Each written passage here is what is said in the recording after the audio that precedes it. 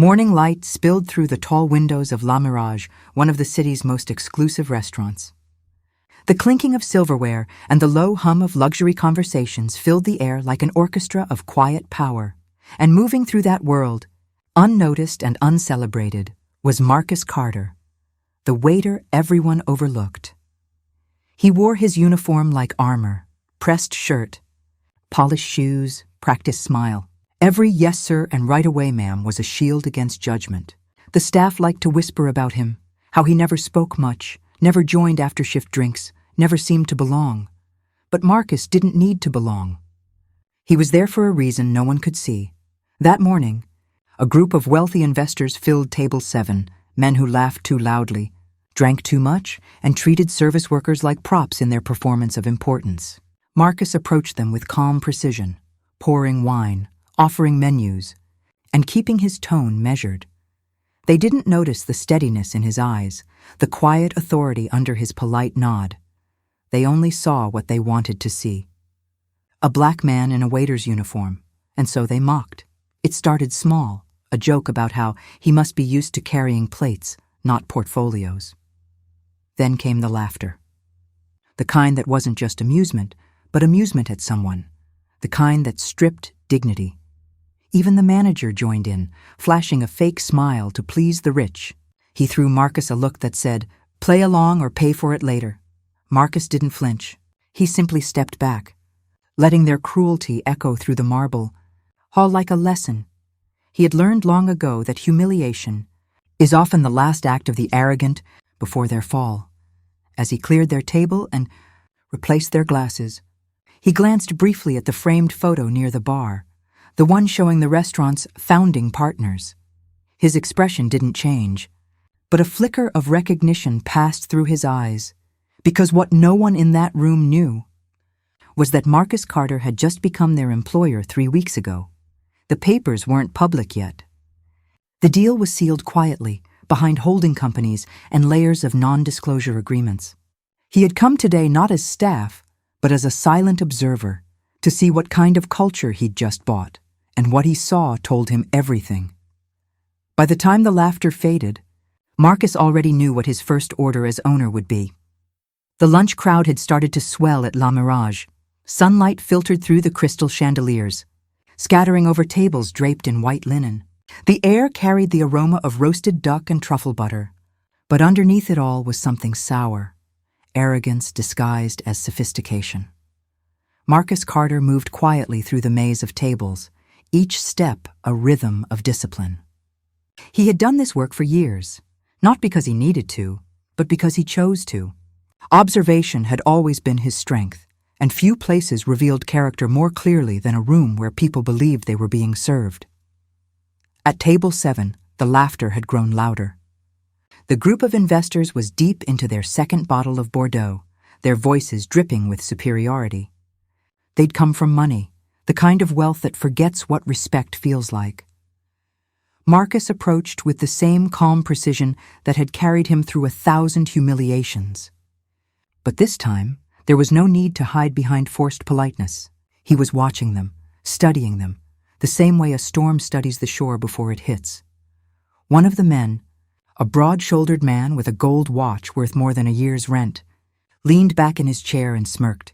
He didn't see Marcus as a person. He saw him as background. He waved a hand carelessly, spilling a bit of red wine across the linen. "Clean that up, will you? And be quick about it. We've got real business to discuss." Marcus nodded, reaching for a cloth. His movements were slow, deliberate. He dabbed at the spill with care, folding the napkin neatly as he worked. The man leaned toward his friends and muttered, loud enough to be heard, "They're good with their hands, aren't they?" The table erupted in laughter, sharp, shallow, and cruel. The sound carried through the restaurant. The hostess froze. A young busboy looked away. The manager, a tall man named Lance Porter, pretended not to notice, but his smirk betrayed him. Lance prided himself on keeping La Mirage exclusive. That word to him meant controlled. Controlled voices, controlled appearances, controlled people. Marcus had always been too quiet, too self-assured, too black for Lance's liking, and so every day he found new ways to remind Marcus of his place. As the investors continued their laughter, Lance strutted over, adjusting his tie, wearing that same managerial arrogance that comes from borrowed power. "Marcus," he said in a tone of mock patience, "try not to take up so much space around the guests, yeah? You make them uncomfortable when you hover." Marcus stood still for a moment, the linen in his hand catching the afternoon light. Then he nodded once and stepped back. "Of course," he said evenly, but inside, his silence was no longer submission. It was strategy. Lance turned to the guests, performing for them. "Good help is hard to find," he said with a laugh. "But we make do." They laughed again. Every chuckle, every dismissive glance, was another nail in the coffin of their own dignity, though they didn't know it yet. Across the room, the maitre d' whispered to a server, "He's been pushing Marcus all day." "Why doesn't he just quit?" the other asked. The maitre d' shook his head. "He's too proud for that, or maybe too patient." Marcus didn't hear them, but he didn't need to. He knew patience was the weapon of the underestimated. Hours passed. Lunch became dinner. The same investors remained at their table, now drunk on ego more than alcohol. The restaurant buzzed with energy. Couples on dates, business partners clinking glasses, servers moving in elegant patterns. But around table 7, the air felt heavier, denser, as if humiliation had a gravity of its own. When Marcus approached to refill their glasses, one of the men intentionally shifted his chair, forcing Marcus to stumble slightly. The motion was subtle but deliberate, the kind of cruelty that leaves no evidence. The table erupted again in laughter. Lance, instead of intervening, chose to add his own jab. "Careful, Marcus," he said loudly. "Try not to make a mess this time. You're not in your neighborhood anymore." That line hit the air like a slap. Even some of the guests at nearby tables turned in discomfort. Marcus froze for a fraction of a second. His gaze lifted to meet Lance's, steady, unflinching. The entire restaurant seemed to hold its breath. Then, without a word, Marcus finished pouring the wine, set the bottle down, and stepped back. But there was something in his eyes now, something quiet and dangerous. He walked toward the back of the restaurant, past the kitchen, past the whispers of the other servers. He stopped at the small office near the wine cellar, where the new ownership documents sat sealed in a black folder inside the safe. His name was on them, Marcus Carter, owner and chairman of Carter Holdings, the silent investor group that had just purchased La Mirage and its 3 sister locations. He looked at the safe for a moment, then smiled to himself. Almost time, he thought. Back in the dining room, the laughter at table 7 had become obnoxious enough to disturb other guests. But Lance didn't care. He wanted to make a spectacle of Marcus, so when Marcus returned with a tray of champagne, Lance intercepted him. "Marcus, I told you to stay out of sight," he barked. "I'm tired of your attitude today. Go to the back and wait until I decide what to do with you." The guests chuckled approvingly. One even muttered, "Should have fired him already." Marcus didn't move. He stood there, still holding the tray, still silent, still composed. The reflection of the chandelier glinted off his cufflink, small, gold, and engraved with a crest none of them recognized. Carter Holdings Limited. When he finally spoke, his voice was low, calm. "Understood," he said. Then he turned and walked away. Lance smirked, thinking he'd won. The investors laughed again, thinking they'd taught a man his place. But Marcus wasn't retreating. He was preparing. In the kitchen, he placed the tray down carefully and took a long breath. The chef, an older man named Marco, gave him a look of quiet concern. "You all right, kid?" Marcus nodded. "I'm fine," he said. "Just finishing the night." But Marco noticed something strange, a flash of confidence where there used to be restraint. When Marcus walked back out, his posture had changed, still respectful. Still quiet, but heavier, like a man walking toward a moment he'd waited for his entire life.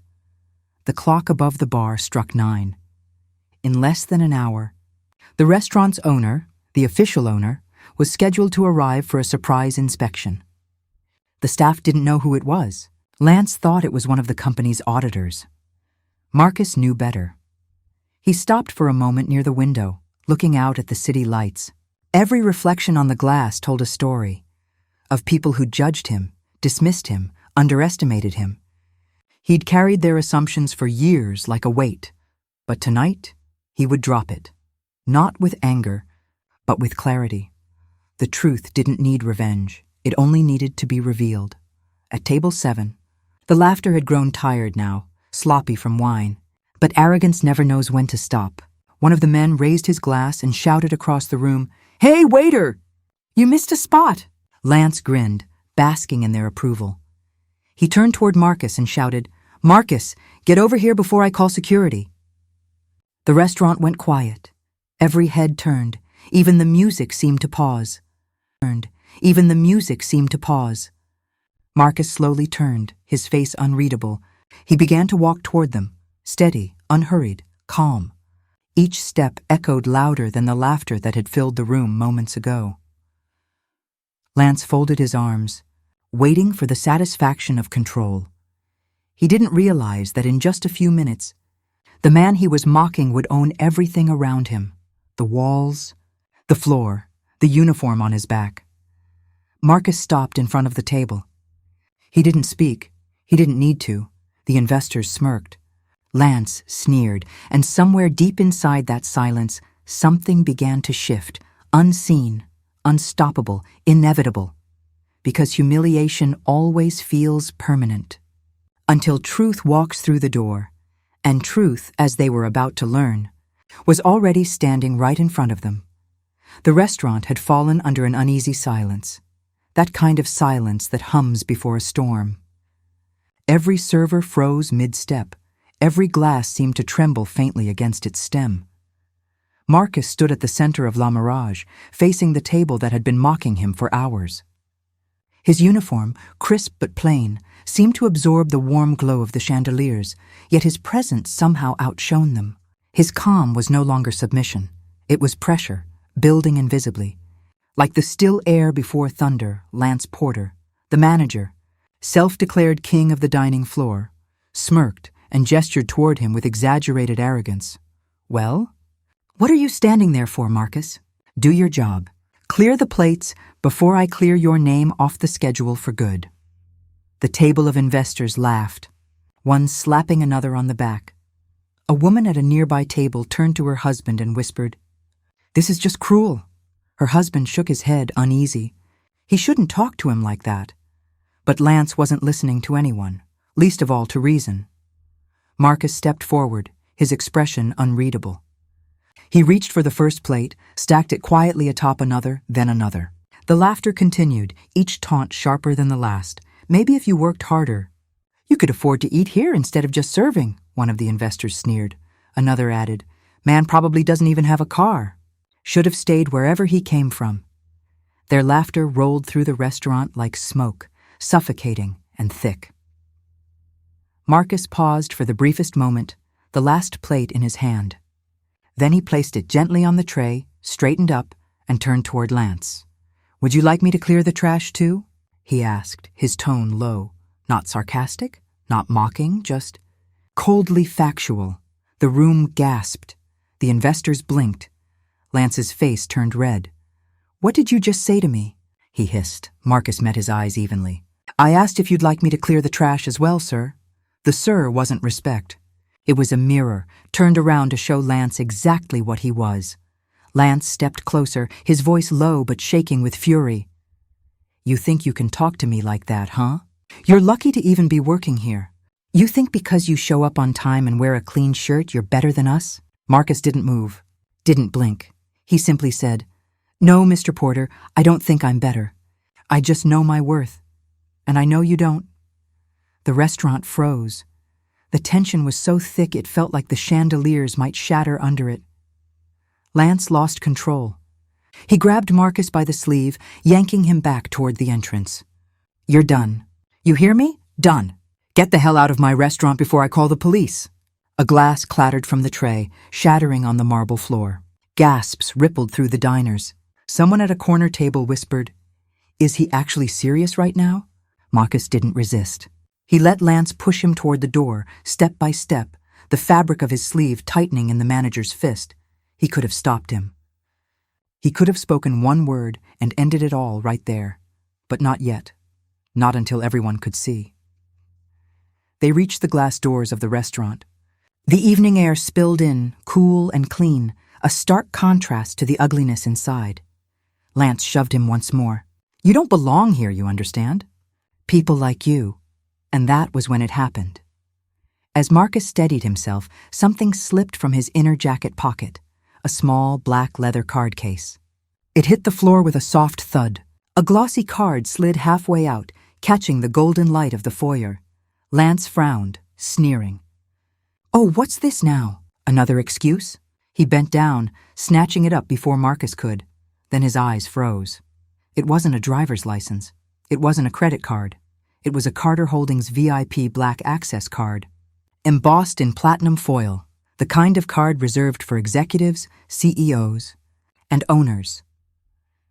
Beneath the logo was the name Marcus D. Carter, chairman and founder. For a long moment, the world seemed to hold its breath. Lance's smirk dissolved. His lips moved, but no sound came out. One of the investors leaned forward from his seat, trying to read the card. "Wait, Carter Holdings? That's the firm that just bought this place, isn't it?" Marcus met his gaze with quiet finality. "That's correct." The words cut through the air like a blade. Lance stumbled backward, his hand trembling as he held the card. You're the owner," Marcus finished for him. His voice was calm, composed, but carrying the kind of authority that made everyone else feel suddenly smaller. "I was here today to see how my staff treated people who looked like me. You've all made your position very clear." The investors shifted uncomfortably. The color drained from their faces. The laughter that had filled the restaurant minutes ago was gone, replaced by the suffocating weight of regret. Lance tried to recover, forcing a smile that looked more like panic. "Sir, I didn't realize—" Marcus took the card from his hand and slid it back into his pocket. "No," he said softly. "You didn't, and that's the problem." He stepped back into the restaurant, every eye following him. The entire staff stood frozen. Waiters, hosts, chefs peeking out from the kitchen door, none daring to move. Marcus walked slowly to the center of the room and turned to face them all. "I've spent months observing this place," he said. "Listening, watching, seeing who treats people with respect and who treats them like furniture." He looked toward the young hostess, a nervous girl named Amara, who had earlier offered him a glass of water when no one else would. "You," he said gently, "you treated me like a person." "Thank you." Amara's eyes widened. She looked like she might cry. Then Marcus turned his gaze back to Lance. "As for you?" His tone dropped, quiet but heavy. "You've mistaken cruelty for leadership for far too long." "That ends tonight," Lance stammered. "Please, Mr. Carter, I didn't mean any harm."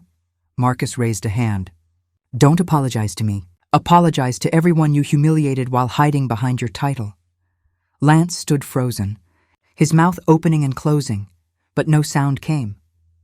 Marcus turned to the investors, still seated in stunned silence. "And you, gentlemen," he said, his tone cutting but calm, "your laughter told me everything about the kind of men you are. Money can buy many things, but it can't buy class." No one dared to respond. The restaurant stayed utterly silent, save for the soft hum of the air conditioning and the faint buzz of the neon sign outside. Marcus took a slow breath, then said, "From this moment forward, La Mirage will have new leadership, one that values dignity over ego." He glanced toward Amara again. "Miss Amara," he said, "as of now, you're the new general manager. Congratulations." Gasps filled the room. The girl looked stunned. Sir, I can't—" "Yes," Marcus interrupted with a small smile. "You can. You've already shown the heart this place has been missing." Then he looked back at Lance. "You, Mr. Porter, will be reporting to her from now on as the new head of maintenance." Lance's face went white. "Maintenance? You can't do that." Marcus tilted his head slightly. "I can, and I just did. You might want to start learning how to use a mop properly. Amara will expect spotless floors." The room exploded, not in laughter, but in stunned, poetic silence. Even the chefs in the back peeked through the door, eyes wide with disbelief. Marcus turned toward the stunned investors one last time. "Your business dinner is over. Please leave. I'll have your check forwarded," with a note. They didn't argue. They simply stood, gathering their things in silent shame, the echoes of their laughter now haunting the marble floor they walked on. Marcus watched them go, then looked around the room, this place that had once made him feel small. Now it felt different.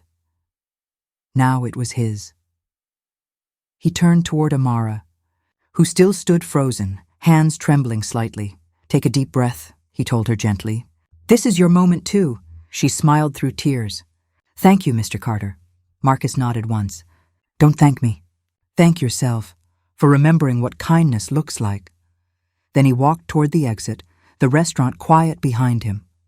But before stepping out, he turned one last time to Lance, who stood by the doorway, speechless, humiliated, lost. "Power," Marcus said quietly, "isn't about who commands the room. It's about who deserves to." And with that, he walked into the cool night, leaving behind a restaurant forever changed, a lesson forever burned into the memory of those who thought a black waiter was worth laughing at, because now he owned their laughter, he owned them. The night air outside La Mirage was cool, sharp, and almost too still, the kind of silence that only follows something seismic. Inside, no one moved. The staff stood like statues, the last echoes of Marcus Carter's voice still lingering in the golden light of the dining hall. The new manager, Amara, stood frozen near the host stand, her trembling hands clasped together as if she were afraid the moment might vanish if she moved too suddenly. The humiliated former manager, Lance Porter, still hadn't said a word. His face was pale, his tie undone, his arrogance stripped clean. But Marcus hadn't left just yet. He was standing outside by the glass door, watching his reflection in the window, the same reflection that had once belonged to a waiter. Now, that reflection belonged to an owner, a man who had turned humiliation into revelation. He took a breath, pushed the door open, and stepped back inside. The entire room went silent again. Marcus walked slowly, not as a man who wanted revenge, but as one who came to restore order. He stopped by the nearest table and picked up a fallen napkin, folding it neatly and placing it on the edge. Then he spoke softly, the kind of calm that commands more respect than shouting ever could. "Everyone," he began, "please take a seat. We're not done here." The staff obeyed instantly.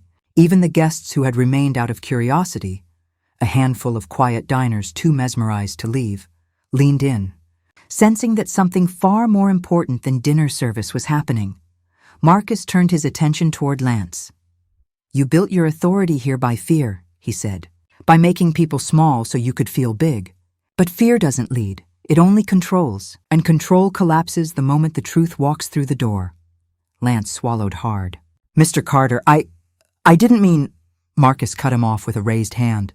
"No, you did mean it. Every smirk, every insult, every look that said you thought you could measure a man's worth by his uniform." Lance looked down. Marcus took a step closer. "You see, I could have walked in here as the owner tonight. I could have arrived with cameras, press, and contracts. But I wanted to see the truth, the unfiltered truth. And you, all of you, gave it to me freely." He turned slightly, his gaze sweeping across the room. "That's the thing about power. It doesn't reveal character, it exposes it. When people think no one's watching, that's when they show who they are." He paused, letting the weight of his words hang in the air. Then his tone softened. "I didn't come here to humiliate anyone. I came here to rebuild this place. Because La Mirage was once known not just for its food, but for its heart. And somewhere along the way, that was lost." Amara looked at him, eyes wide. "What will happen now, sir?" Marcus smiled faintly. "Now? Now we start over." He walked to the center of the dining room and turned toward the staff. "Everyone who's ever been made to feel like they don't belong, you do belong. And you'll help me make this place what it was meant to be." Then his gaze fell back on Lance. "As for you, I meant what I said earlier. You'll be staying, but not as manager." Lance clenched his jaw. "You really want me scrubbing floors?" Marcus nodded. Yes, because I want you to remember what it means to serve. Not to humiliate, not to command. To serve. If you can learn that, maybe one day you'll earn back something more important than a title. Your dignity. Lance didn't respond. His pride was burning too hot for words. Marcus turned to Amara again. You start tomorrow as general manager. There'll be a full meeting at 8 a.m. I'll have HR send your new contract. Amara blinked rapidly, her voice barely above a whisper. Thank you, Mr. Carter. I don't even know what to say. Say nothing, Marcus replied. Just lead with kindness. That's all I ever needed to see. He moved toward the investors' table, where the three men still sat in shame, unable to look him in the eye. The wine glasses before them had gone untouched for minutes that felt like hours. Marcus stopped beside them, resting one hand lightly on the back of a chair. Gentlemen, he said evenly, earlier tonight you laughed at me because of what I wore. Because you assumed that a black man with a tray couldn't possibly be worth your respect. The eldest investor looked up, his face red. Mr. Carter, we truly didn't know who you were. That's exactly my point, Marcus interrupted. Respect shouldn't depend on who someone is. It should depend on how you treat them. The investor lowered his gaze. You're right, he muttered. Marcus studied them for a moment, then said quietly, I won't hold tonight against you, but I will remember it. And I hope you will too, because the next deal your firm comes across might have my name on it. And then we'll see how you treat the people serving you. They didn't reply. They couldn't. Marcus turned back to his staff. You see, he said, his voice rising slightly, people like them think dignity is a privilege. But it's not. It's a right. And if this restaurant is going to mean anything under my ownership, it will be a place where no one, no matter their color, their accent, or their background, is ever made to feel small again. For the first time that evening, the staff began to smile. Quietly at first, then more visibly, a cautious, collective relief washing through the room. Marcus looked around, letting his gaze settle on each of them. This is our fresh start, he said. New management, new policies, new heart. He paused, his expression softening again. And if anyone here has ever been treated unfairly, my office is open to you. I want to hear your stories, because change doesn't start from the top. It starts from the truth. There was silence for a moment. Not the cold silence of fear, but the reverent quiet that follows a revelation. Then a small sound broke it, the clapping of hands. It was Amara, nervous at first, but steady. Then another server joined in. Then the entire room. The applause grew until it filled every corner of the restaurant. Not for the money, not for the ownership, but for the man who had turned humiliation into leadership. Marcus gave a small nod of acknowledgement, his face composed, but his eyes warm. Thank you, he said simply. Now go home, get some rest.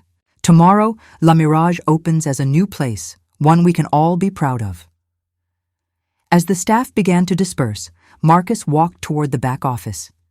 Inside, the dim desk lamp still glowed, illuminating a framed photo on the wall, the restaurant's original owner, a kind, older man who'd passed years ago. Marcus touched the edge of the frame, remembering their last conversation. You're the only one here who still sees people, the old man had told him. One day, you'll own something bigger than this, not because of your money, but because of your heart. Marcus smiled faintly. You were right, old friend, he whispered. Then he took a seat at the desk, pulling a sheet of letterhead toward him. In careful handwriting, he drafted a notice for the next morning, effective immediately. La Mirage will operate under new ownership and a renewed commitment to dignity, equality, and excellence. Every member of this team will be valued. Every guest will be respected. Signed, Marcus D. Carter, owner and chairman. He placed the paper neatly in the center of the desk and exhaled deeply, the weight of the evening settling into quiet satisfaction. From the doorway, Amara appeared again. Mr. Carter, she said softly. The staff. They're still talking about what you said. You really changed something tonight. Marcus looked up at her and smiled. No, Amara, they changed themselves. I just gave them permission, she nodded, smiling back, and left him to the silence of his office. Marcus leaned back in his chair, the sounds of the night faint through the window, Cars passing, laughter from a distant street corner. The hum of a city that had no idea what had just happened inside this small restaurant. He reached into his pocket, pulled out the VIP card, and stared at it for a long time. The gold-embossed letters shimmered in the lamplight. Then he whispered, almost to himself, "Money can open doors. But character decides what happens when you walk through them." He slipped the card back into his jacket, stood, and turned off the light. The restaurant was dark now, except for the moonlight spilling through the windows. But it didn't feel empty. It felt alive, reborn, because truth had finally taken its rightful place at the table. And tomorrow, when the sun rose over La Mirage, it would shine on a new story, one where the man they laughed at would forever be known not as the waiter, but as the man who owned their respect. Morning sunlight spilled through the tall glass windows of La Mirage, pouring across the marble floors like liquid gold. The same restaurant that had once echoed with arrogance now hummed with quiet anticipation. A new day had begun, and with it, a new order. At exactly 8 a.m., the staff gathered in the dining room. No chatter, no laughter, just a nervous stillness. The clinking of coffee cups in the distance felt almost ceremonial. Everyone was waiting for him. Marcus Carter entered without announcement. No entourage, no designer suit, just the same quiet dignity as the night before, wearing a black dress shirt rolled neatly at the sleeves. Yet the moment he stepped inside, the atmosphere shifted. Power didn't need to shout. It simply was. He walked to the center of the room and placed a folder on one of the tables. "Good morning," he said, his voice steady. "I trust you all slept well. We have a lot to discuss." The staff murmured polite greetings. The tension was still there, but it was the kind born of awe, not fear. Awe, not fear. Marcus looked around. His gaze landed briefly on Amara, now standing near the host stand, her new manager's badge pinned to her blazer. Her eyes were alert but humble. Behind her, Lance Porter lingered by the doorway, wearing maintenance overalls that looked 2 sizes too big for his pride. Marcus began. "Yesterday, this restaurant witnessed something rare. Truth in plain sight. It wasn't comfortable. It wasn't pleasant. But truth rarely is." He opened the folder and began distributing sealed envelopes to the staff one by one. "Inside, these are your new contracts," he continued. "Adjusted pay, titles, and responsibilities. Read them carefully. If you can't accept them, you're free to leave. No questions asked." The staff exchanged glances, but took the envelopes. Marcus paused when he reached Lance. He didn't hand him an envelope. He handed him a plain sheet of paper instead. "This," Marcus said quietly, "is your new job description. The maintenance schedule. Floors, restrooms, storage, parking lot. You'll report to Amara every morning at 6. Lance clenched the paper, his jaw tight. "This is humiliation," he muttered. Marcus didn't flinch. "No, Mr. Porter, this is redemption, if you let it be." He turned and walked back toward the center of the room. For years, people like me walked into rooms like this and were told, through actions if not words, that we were invisible. That our voices didn't matter. That we existed to serve, not to lead. Well, that era ends here. He stopped beside a table where the restaurant's logo gleamed on a bronze plaque. "From today forward, La Mirage will no longer be a place where people are served. It will be a place where people are seen." The words settled deep, carried by the kind of gravity that reshapes people from the inside. Marcus turned toward Amara. "As general manager, your first task is to review every hiring policy, every salary structure, and every complaint ever ignored. I want transparency and equality, no exceptions. And if you ever find yourself wondering what to do, choose empathy first." She nodded firmly. "Yes, sir." Then Marcus looked at the rest of the team. "For the next 2 weeks, this restaurant will remain closed to the public. We'll renovate, retrain, and rebuild. When we reopen, we won't just serve meals. We'll serve respect." There was a long silence, then a few scattered claps, then more. Until the entire room was applauding again, louder this time, with conviction rather than relief. Marcus let them finish, then raised a hand. "All right, that's enough sentiment. We have work to do." But his expression softened, the corner of his mouth curving upward. And for the first time in this place's history, that work actually means something.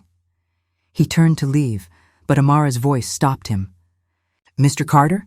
He turned back. What made you come here that day? As a waiter, I mean. Marcus studied her for a long moment. Because I needed to remember what it feels like, he said.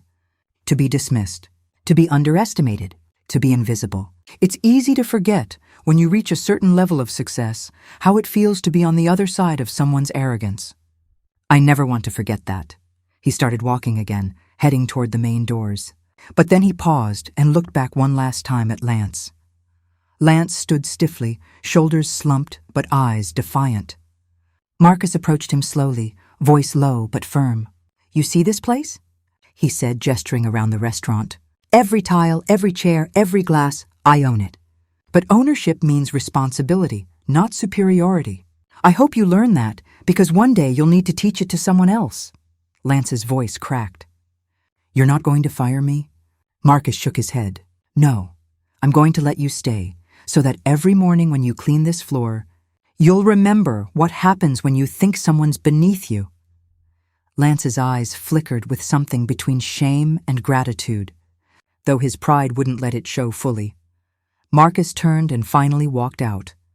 Outside, the city was waking up, the streets pulsing with life, taxis honking, the smell of coffee drifting from nearby cafes. Marcus stopped on the sidewalk, looking up at the elegant sign above the restaurant door. La Mirage. The name meant the illusion. He smiled to himself. How fitting, he murmured, because that was all it had been, an illusion. Of power, of class, of worth, all shattered now by truth. He took out his phone and called his assistant. Schedule a press release, he said. No details yet? Just a teaser? La Mirage reopens under new ownership, the illusion ends. He hung up, then slipped his phone into his pocket and began walking. His stride was calm, measured, the stride of a man who had reclaimed something far greater than a building. In the coming days, the world would talk about him. Articles would call him the waiter who bought his boss's restaurant. Social media would explode with clips of the revelation, taken by a guest who had secretly filmed the scene. People would share his story, some for inspiration, others for outrage. But Marcus didn't care about any of that. He cared about what happened inside. The lessons learned. The hearts changed, because true reckoning wasn't about vengeance. It was about vision. 3 weeks later, La Mirage reopened. The decor was brighter, warmer, more inclusive. The staff wore new uniforms, simpler but symbolic. Above the entrance, a small plaque now read, "Respect is served here." Amara greeted the first guests with confidence, her smile genuine and welcoming. Marcus stood quietly in the background, watching her work, pride soft in his eyes. Then, as the restaurant filled with laughter, this time the kind born from joy, not cruelty, he turned to leave. Outside, reporters had gathered, cameras flashing. "Mr. Carter, why didn't you reveal who you were earlier?" one shouted. Marcus smiled slightly. Because real character doesn't reveal itself when people are watching. It reveals itself when they think no one ever will. Another reporter asked, "And what do you say to those who laughed at you that night?" He looked directly into the camera, eyes steady. "I say thank you," he said. "Because you reminded me why I built what I built, not to prove my worth, but to show what happens when dignity meets opportunity." He nodded once and walked away, leaving the chaos of the cameras behind him. Later that evening, as the restaurant glowed in the soft city lights, a single car pulled up across the street. Inside sat Lance, still in his maintenance uniform. He watched through the glass as Amara led her team with grace, as guests were treated with warmth and respect. For the first time in years, Lance smiled. A small, tired smile, but real. He whispered to himself, he was right. And inside, at that same moment, Marcus stood at the balcony of his penthouse office, gazing down at the glittering city below. The lights reflected in his eyes like stars, but none shone brighter than the one above La Mirage. He poured himself a glass of wine and sat down. Opening a small leather notebook where he kept personal reflections, he wrote, "They laughed at the waiter. They mocked the uniform. They thought they knew who I was, but I learned something that night. Revenge fades. Respect endures, and sometimes to change the world, you don't need to fight fire with fire." You just have to own the building they tried to burn you in. He closed the notebook and leaned back, the faintest smile playing on his lips. Down below, La Mirage thrived again, not just as a restaurant, but as a living testament to grace, humility, and poetic justice, because in the end, the reckoning wasn't about destroying anyone. It was about elevating everyone, and that was Marcus Carter's true legacy. Marcus Carter's true legacy.